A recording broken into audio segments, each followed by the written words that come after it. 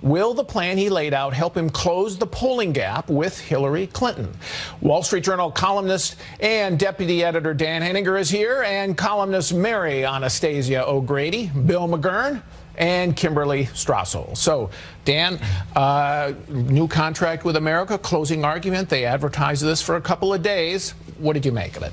Well, he calls it the contract with Donald J. Trump, and man, it was not a Hail Mary. There were 15 or 20 Hail Marys in there, a lot of things inside that. Let me say this on his behalf. There is more change in that speech than Hillary Clinton will ever produce for the rest of her life. No question about it. Right. There was a lot. And there was a lot of good things at the end on taxes, on energy, on regulation, specific proposals for tax reform, for reforming the energy system. But I think, let's cut to the chase, he doesn't have much time left. And not many people actually saw that speech. Right. But if he were to place ads in Pennsylvania, Florida, and Ohio, and North Carolina, then he could convey that message. But to do that, he's got $35 million of cash on hand. Donald J. Trump is going to have to put about $65 million of his own money into it. So, Mary, I looked after the speech at Associated Press, and you know what the headline was? It was Donald Trump threatens to sue his women accusers. Yes, and are we surprised? It had nothing to do with the ideas he was laying out for change. Right. It's really mind-boggling why he would get that into the speech when he knows that that's what the press is going to lead with on the headline once he says it. And as Dan says, I mean, there were a lot of good ideas in there. And, you know, this country does not want to vote for Hillary Clinton. Majority clearly don't, according to the polls. They're asking him to give them a reason. And this was another lost opportunity, I think, because he talked about energy and, you know, he talked about Obamacare. Those are all important. But he also put too much emphasis, in my opinion, on protectionism. And he talks about 4% growth. You're not going to get it if you tear up NAFTA and call China a currency manipulator and damage our trading relationships. Okay, Bill, you know, in some ways, the speech, microcosm of the campaign, because it took 17 minutes for him to get to the substance. Right. I think some of the policies, as Dan says, were fine, but I think he has two problems. Especially with the bringing up the women that he's going to sue them. One is the Chris Christie problem. I don't know whether Chris Christie knew about the bridge closures beforehand, but the behavior of his aides sure sounds like him. You know, people, that's why it's getting traction. I don't know whether Donald Trump groped these women, but it sounds like him based on his tape. So he has that problem. And instead of talking about suing them, if he had a moment like Hillary Clinton had today, she's shown saying, I know there are some of you that have questions about me, and I want to earn your vote. Now, we could say it's insincere, but she's not very good at it, and she did it better than Mr. Trump today. Kim, but let's turn to the substance here. I want to get those ideas, some of the ideas that he put on the table here. I mean, you know, you follow energy for us, and he's really talking about an enormous amount of opening up of energy development in the United States. He's talking about a big tax cut. He's talking about a really big economic program if he could actually get into the White House and implement it. Yeah, I mean, to be clear, I think this is important to note. There was nothing new here. Pretty much every idea that Donald Trump put in this speech is something his campaign has covered before. The idea was instead that there's a sense of urgency to it, and that he is going to indeed be the change agent who gets these things done. But yes, he had a very bold economic plan in terms of energy and exports, dramatic tax reform, a regulatory proposal that he would get rid of 2 regulations for anyone that was proposed. For instance, he also had a big ethics part of it, which was about new restrictions on lobbyists, a new proposal for a constitutional amendment for term limits. So this is talking to people who feel there's gridlock and problems and favoritism in Washington.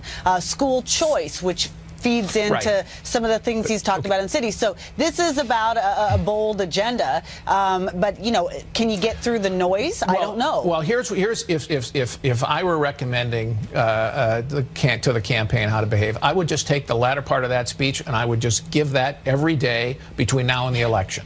Just tell people, this is the change I represent. This is what I will do for you, and get out of the noise. Even stop talking about the women. He talked about Mary. He raised the point. He said, you know, we've got to get through all the noise of the campaign. And then he introduces the noise. Well, what you're seeing there is his personality. I mean, that's just Donald J. Trump coming through. And he, you know, he made the joke, sort of the joke the other night at the Al Smith dinner that, you know, when I used to be a Democrat. And the fact of the matter is that's not that long ago. And I think a lot of these ideas are not really deeply embedded in him. I mean, he's shallow on a lot of this stuff. So when he goes to talk, he reverts to these sound bites. Yeah, the problem that he has, though, to win is not his policies. He has plenty of policies. As Kim says, they're not new. He's scored well when he's gone after Mr. Clinton on the policies. The problem is a lot of people think that he's a nut, that he's not stable. But, and that's what he has not done. When he brings up the women again, and I'm going to sue, I'm a billionaire, I'm going to sue you, it doesn't help that case. What about, and of course, Hillary Clinton's whole strategy has been to disqualify him personally. Right. She hasn't really gone after his ideas except more token fashion. But what about Hillary Clinton here at the end of the race, Dan? She's now going into Arizona, going into Indiana, going to Missouri, even hiring people in Utah to be able to take some of those red states away from Trump. Trump's got to change the national numbers. Otherwise, he could get swamped in a lot of these red states. Well, good point, because she has a lot more resources than he has. Yes. He doesn't have as many resources as John McCain or Mitt Romney had, and she has field workers in those states who are going out to work for those. One point missing in Trump's speech was integrating this with the Republican Party, getting those he's relying on the Republican infrastructure in those states, and if he could get them behind these ideas, might have a chance. All right, Dan, thank you all. Still ahead, new accusations of pay-to-play at the Clinton Foundation as new WikiLeaks emails reveal a $12 million deal with the King of Morocco.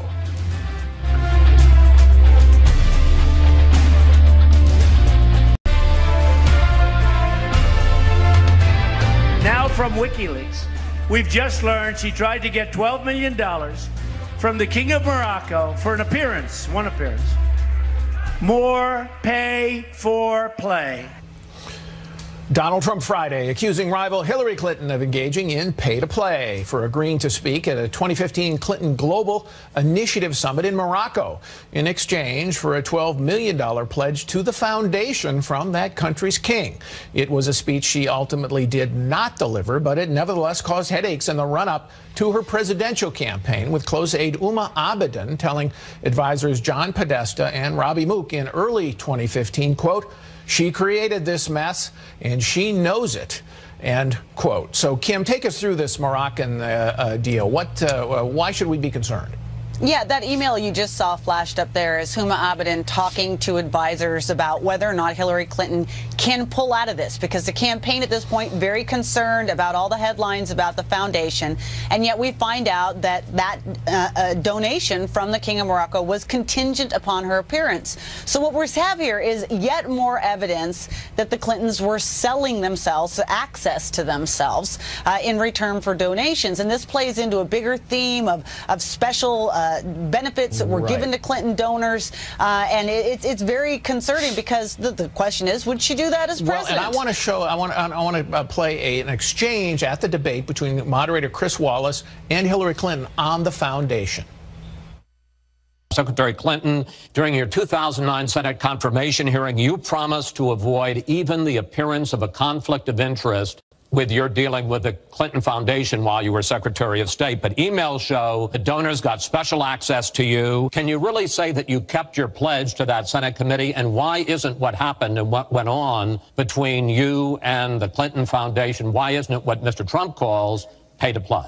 Everything I did as Secretary of State was in furtherance of our country's interests and our values. The State Department has said that. I think that's been proven. But I am happy. In fact, I'm thrilled to talk about the Clinton Foundation, because it is a world-renowned charity.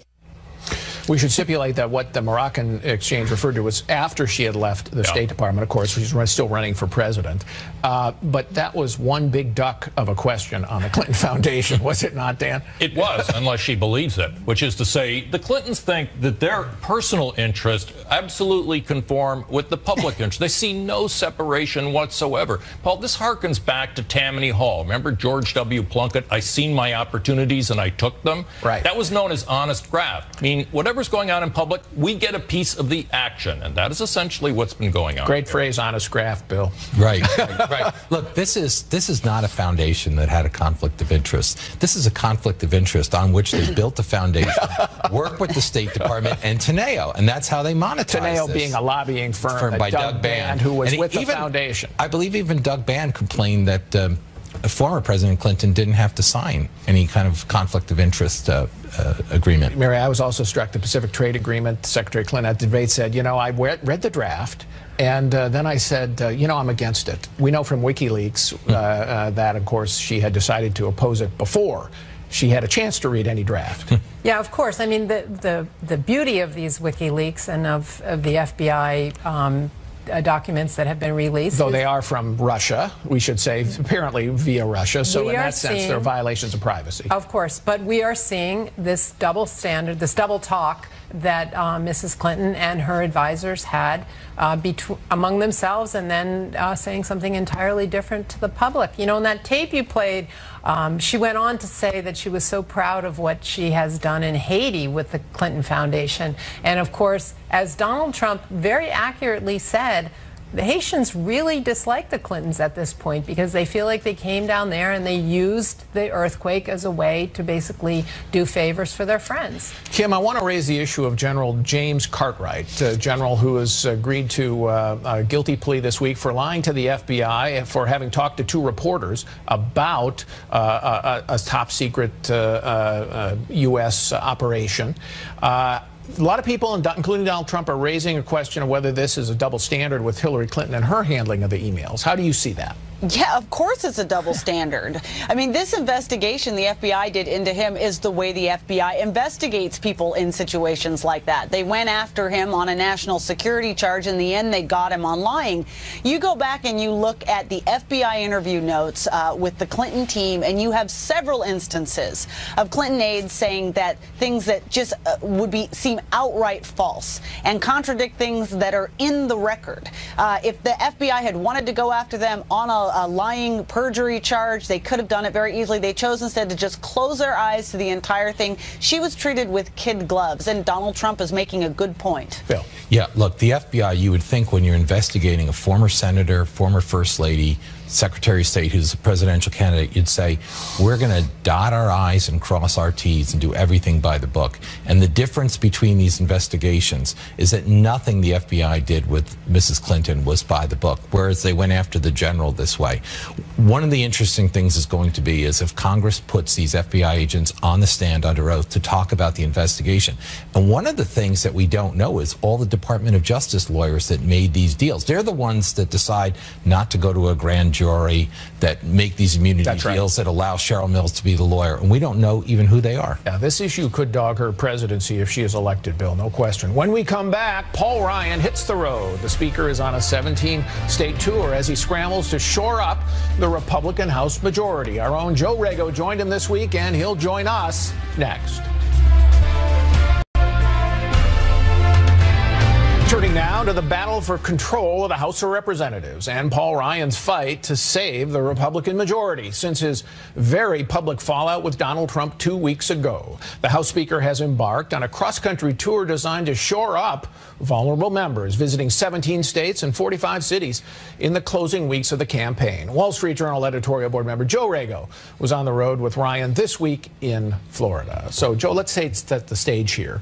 There are 435 members of the House. Republicans have a majority that can afford to lose 30 or 29. They lose 30, they lose control. How many seats are really competitive this year? Well, there's 57 seats that are maybe somewhat competitive, but it's really a core of about 40 seats. So if Democrats take 30 of those, if they run the table, they would flip the House. Okay, and where are those seats? What kind of seats are they?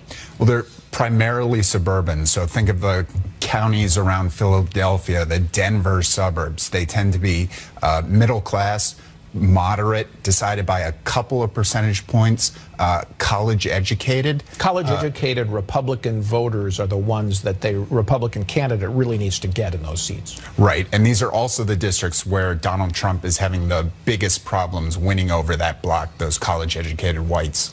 So if you look at the Republican field, what I hear, the Republican seats, I think what I hear is that about 1/3 of the seats are really pro-Trump. Another third maybe more anti-Trump, the majority of the district, and then somewhere in between. That's a very hard field to navigate for some of these Republicans. It is, and that, I mean, Paul Ryan's really in a vice here because he's got all these competing constituencies and trying to hold everything together. What is his strategy now for doing that?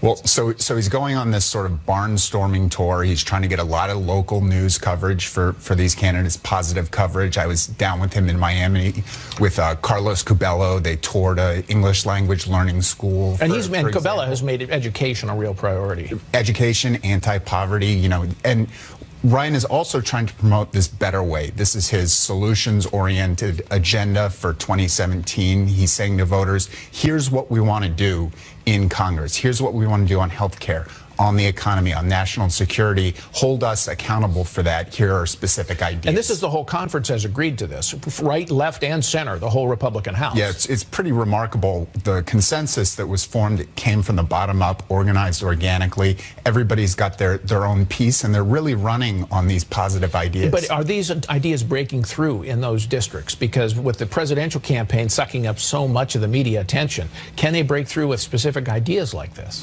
Well, it gives them something to talk about that's not Donald Trump, certainly. Right. It hasn't broken through nationally at all. No, I don't that's not important for the House necessarily. But what's important is when Paul Ryan goes to the district and gets on the evening news with the congressman talking about education, criminal justice reform, you know, all these things. I think they might be having more tangible results down ballot in the districts. Now, when Democrats took the House in 2006, they ran against Iraq, the war, and they ran against corruption in Congress. What are they running against this time? They're running against Donald Trump. They're trying to tie Republicans to his medicine ball. But the interesting contrast... Because in some of these districts, he just isn't popular. He's just very unpopular. The interesting contrast with 2006 is that Rahm Emanuel and Chuck Schumer picked moderate centrist Democrats who fit their district. That's what Republicans are running this year. These are good fits for those districts. The Democrats are really Bernie Sanders, Elizabeth Warren, so they're not quite as they don't have as much appeal really in these districts outside Denver. That's potentially a really big help to Republicans who want to kind of dominate the middle of the political debate. Yeah, I mean these are the districts that make a majority, and I think they're doing the best job they can. What's your best estimate of how many seats Republicans lose? I'm going to go with 15, maybe. 15? If it's a big washout for Donald Trump, it's increasingly possible the House could flip, but I don't think that's likely. All right, thank you, Joe. Still ahead, it's a central issue in the 2016 race. So what did we learn at this week's debate about the candidates and the Supreme Court?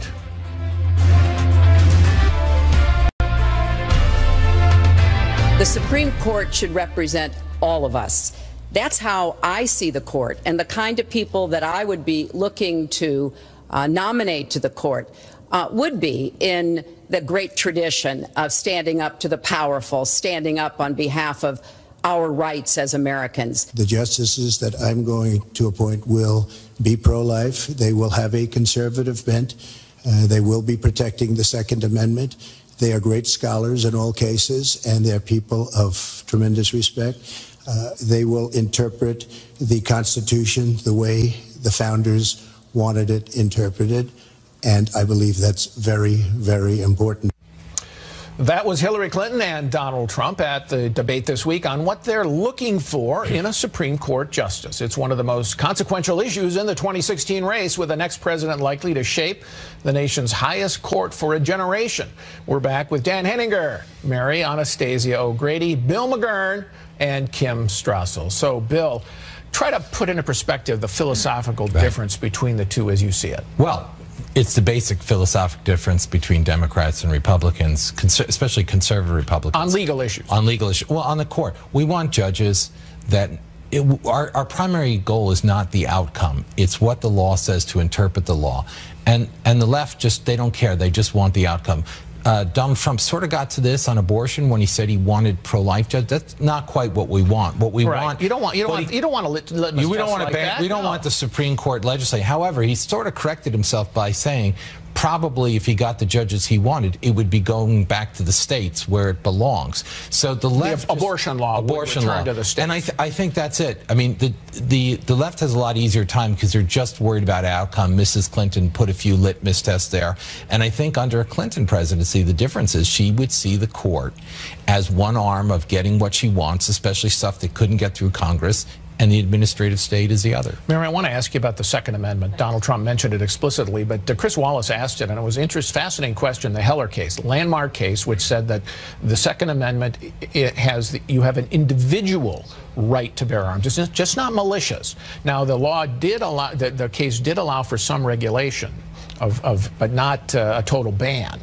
And she kind of said, I'm for the Second Amendment, but I'm against Heller. You can't be both. You can't square that. And, you know, it's been a long-time objective of the Democrats to basically overturn Heller. And I think when she's looking for people in the court, she wants people who don't believe that Americans have that fundamental right to bear arms. So that's a major issue in this campaign. Kim, did it have anything to do with toddlers, the D.C. v. Heller case, as Secretary Clinton said? Toddlers, keeping guns out of toddlers' hands. It was a complete canard. I actually read someone say it's sort of like saying Fatal Attraction was about a woman who didn't like bunny rabbits. You know, I mean, it's really not what the case was about. The case was about whether or not there is an individual right to bear arms as written in the Constitution. You know, toddlers had nothing to do with it. So she was trying to distract from the fact that, you know, she's on record in past saying that she thought the court decided that case wrong. If she believes that, it means she does not believe there is an individual right to bear arms, and she doesn't really want that to become an issue in the campaign because there are a lot of people who vote on this issue. And it was a 5-4 decision, Dan, so because that decision did allow for some reasonable regulation, it was by Justice Scalia, the opinion, of guns, you could see a liberal court simply carve out and make that a hollow shell of a right by approving restriction after restriction after restriction. Yeah, and of course that raises the issue of just what kind of justices either one of them would appoint into that context. And Donald Trump, in his speech at Gettysburg, announced, I take him at his word, that Justice Scalia's widow has this weekend planted a elect Trump side in her front yard in Northern Virginia. So at this point in time, we may assume that Donald Trump will appoint another Justice Scalia. Meanwhile, Hillary Clinton undoubtedly will appoint justices to the left of Sonia Sotomayor. This idea of standing up to the left of Sonia Sotomayor? Absolutely. There's not a lot of space there. She'll find it. She'll find it. What about the First Amendment? Kim, let me go back to you on the First Amendment. Citizens United, you have written a book about the Democratic attempts to restrict free speech. She said she wants to appoint justices as a litmus test, basically, to overturn Citizens United, which allowed corporations and unions to contribute to political groups. What do you make of her promise to appoint justices that overturn that?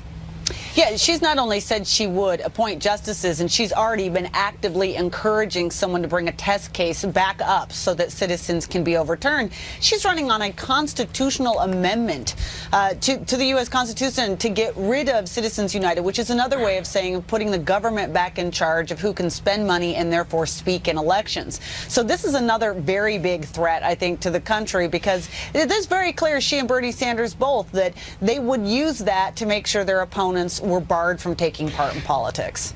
Quickly, Mary, 20 judges that Donald Trump has said he's on his list to appoint. There's some people on the right who say, you know what, I don't know that we can trust him to do that because he's come to this issue late. Well, I think most of the electorate is going to say there's a sort of a chance with Donald Trump and there's no chance with Hillary Clinton. So if you're voting on the court, I think you have to take that chance. And you have if you have a Republican Senate, they would be able to steer, oppose anybody who they didn't like as a nominee. All right, still ahead, Russian President Vladimir Putin taking center stage in the 2016 race. So just what is he up to and how should the next president respond? We'll ask Paul Wolfowitz next.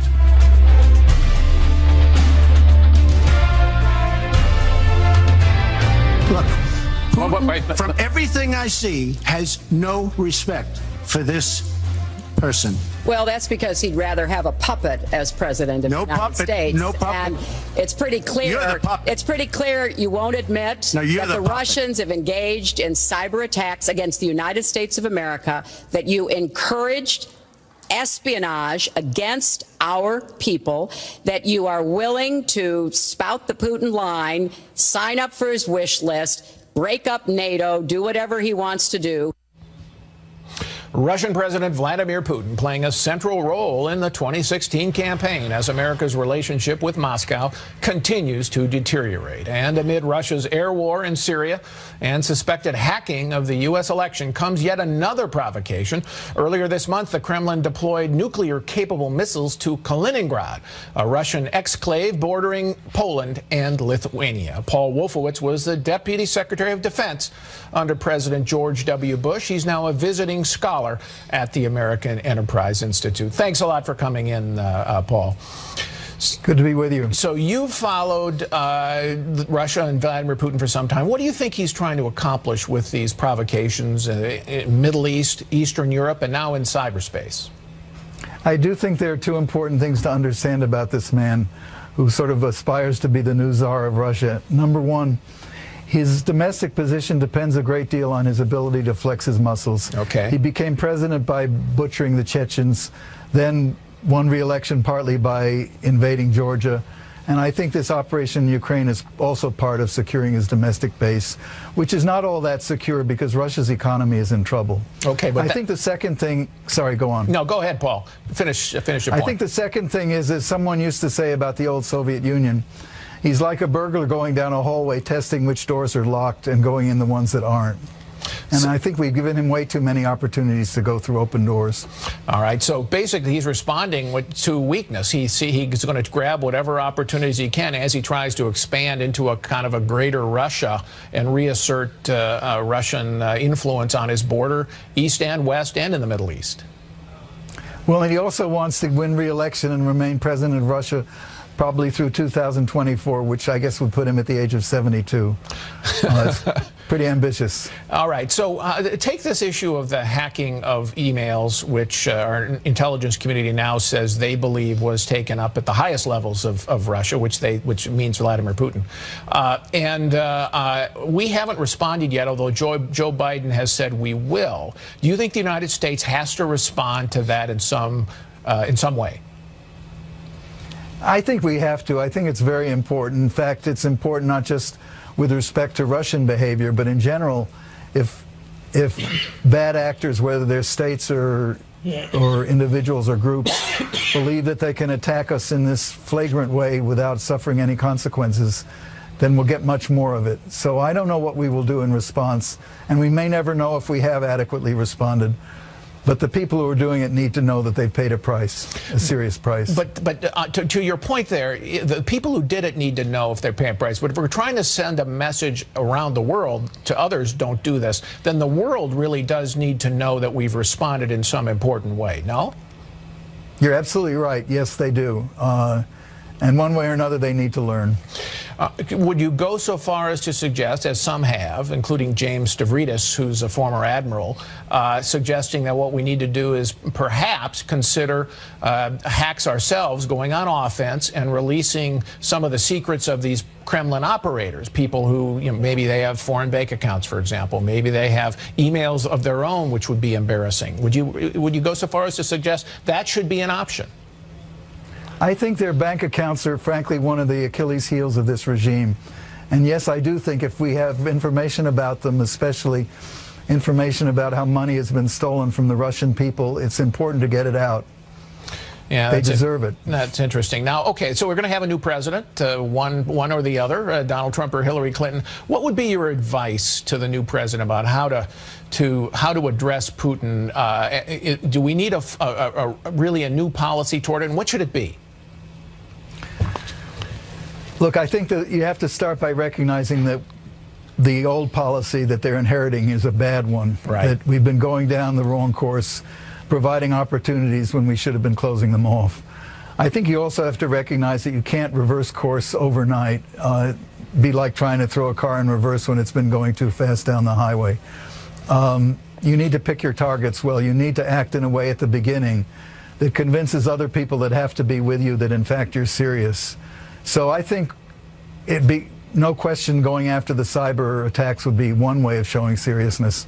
But I think it's important to also show seriousness against the kind of aggression that the Russians have been conducting, whether it's in Syria or in Ukraine, or, as you pointed out, with this deployment of missiles on the border of two NATO allies in the border of Lithuania and Poland. Yeah, but that means sending a message to the Europeans, for example, that we're going to lead so that we don't want them to weaken sanctions against Russia. We may even want to strengthen sanctions. I assume that's got to be on the table. Yeah, I'm not yet persuaded that the sanctions make a very big difference. Okay. But if there are sanctions that can be really painful, especially for the plutocrats that run the regime, that would be a good thing. If there are things that we can do by the way of a more positive kind to bolster Ukraine and bolster the Ukrainian economy and bolster Ukraine diplomatically, which I believe has finally started to happen a little bit in the Council of Europe, that would be a very important piece of this also, so that Russia doesn't... I think one of Putin's objectives in Ukraine is to make sure that that country fails, because it's a very bad example for his own people. It's a country that expelled a plutocratic dictator, and then people went through his mansion and discovered how he had been stealing from them. That's not something Putin wants to see in Russia. All right. But I also think an important place to start, frankly, would be in Syria, where there's both a humanitarian emergency that the Russians are causing and a strategic disaster that they are causing as well. All right. Thank you, Paul Wolfowitz, for coming in. Appreciate it. Thank you for being here. When we come back, as the battle for control of the Senate goes down to the wire, we'll look at one of the races that could make or break Democratic hopes of a takeover.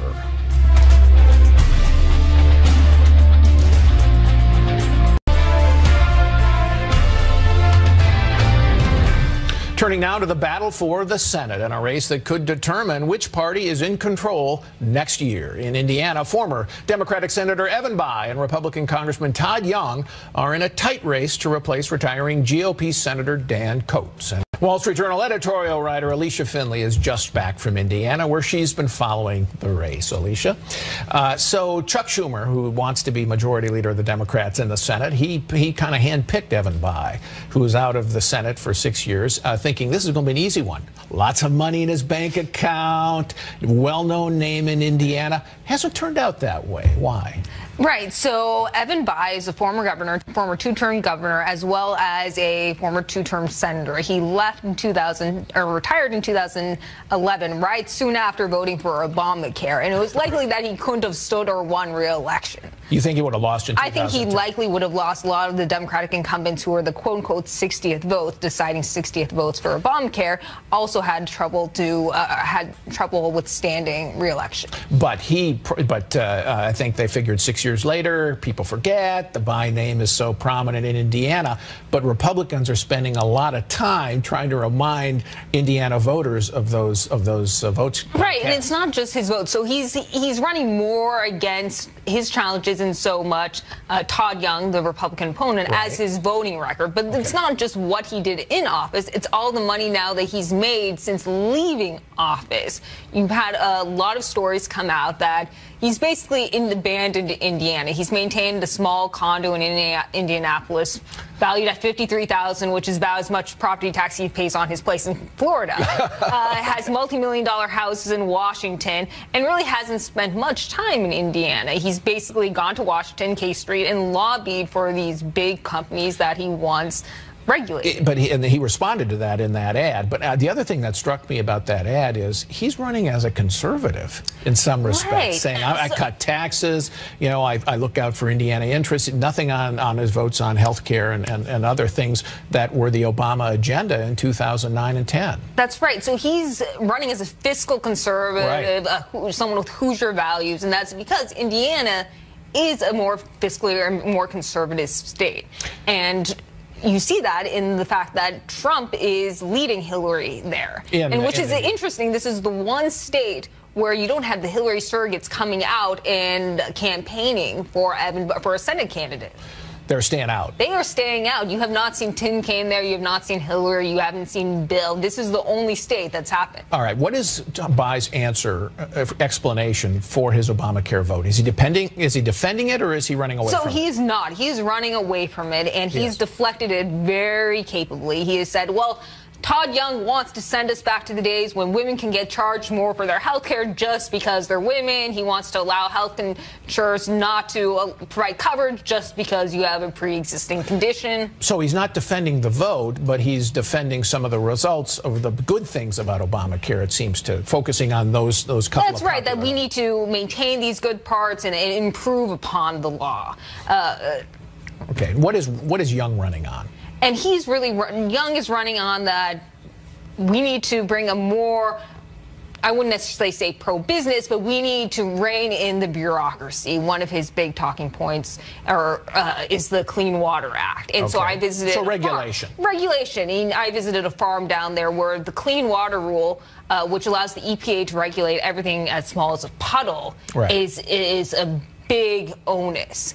And farmers are complaining about that, and he's won a lot of support among farmers. All right, let me go back to Dan. On Indiana, Donald Trump is leading in that state, as Alicia said, but not by as much as a Republican normally would. The Real Clear Politics average has him up by 5 points, 3 polls this month. Evan Bayh is up by 4 points. Mitt Romney carried the state by 11 points, and George W. Bush first by 15, then by 20. I think Trump should be a lot further ahead than he is if he's going to pull Todd Young across the finish line. What's your call on that race? I think that's exactly right. Trump needs to pull Todd Young over the finish line, and he needs to pull over the working class votes, and that is exactly why Bayh is hitting the trade issue really hard. Really hard. Do you think Trump can? Do you think Young can pull it out? I think he could. Yes. All right. Thank you, Alicia. We have to take one more break. When we come back, hits and misses of the week.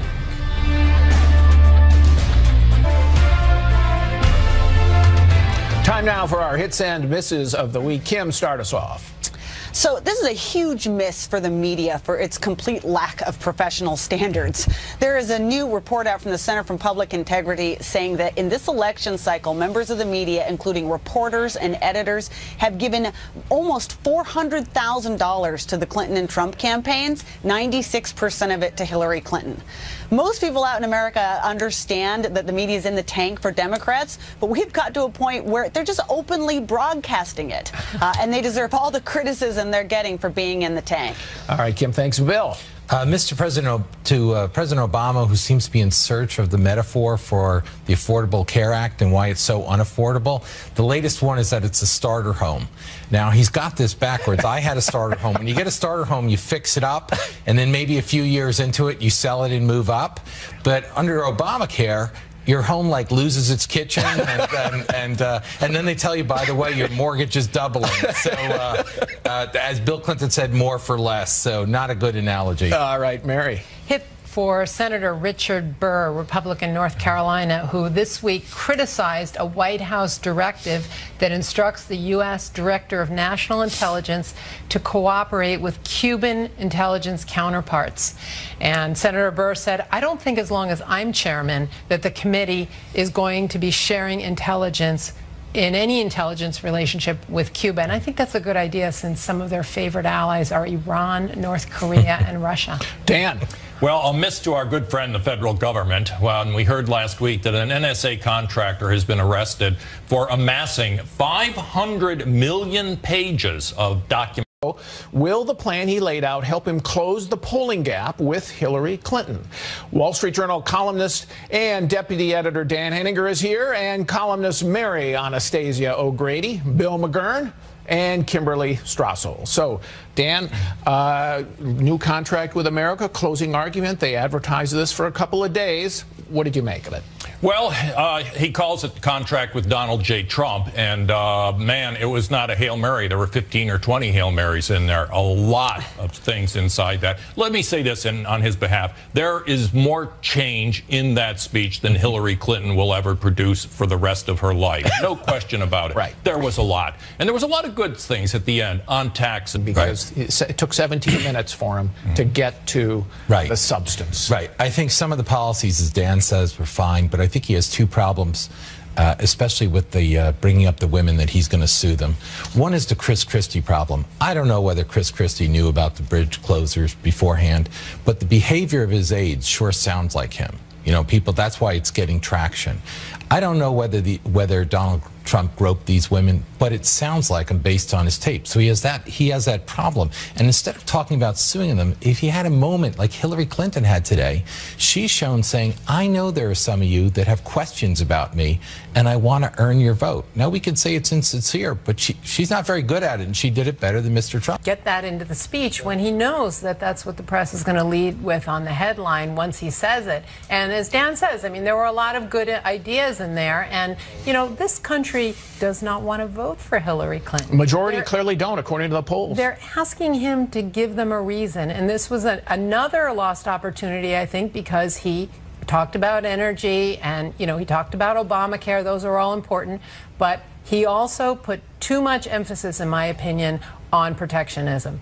And he talks about 4% growth. You're not going to get it if you tear up NAFTA and call China a currency manipulator and damage our trading relationships. Okay, Bill, you know, in some ways, the speech, microcosm of the campaign today. Kim, but let's turn to the substance here. I want to get those ideas, some of the ideas that he put on the table here. I mean, you know, you follow energy for us, and he's really talking about an enormous amount of opening up of energy development in the United States. He's talking about a big tax cut.